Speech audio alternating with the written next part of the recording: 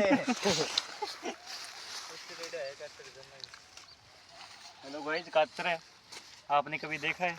आपने तो कभी देखा नहीं होगा। ऐसा कचरा आपने तो कभी देखा नहीं होगा भाई।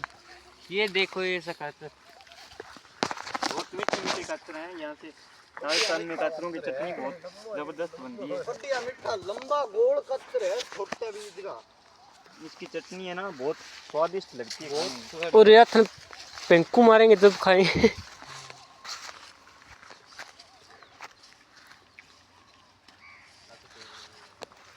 ये देखो भाई, और यहाँ पर ये शेर घूम रहा। देखी नहीं होगी। ये देखो फली, एड्डी फली।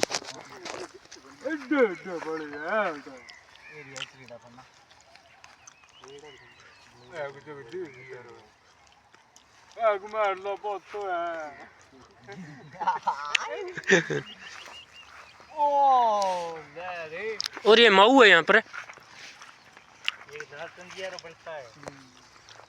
ओ लड्डू मोटो कचरा ना थोड़ी दिख लंगाड़ा ब्रो आला है। पूरे अल्लाह का कचरा है।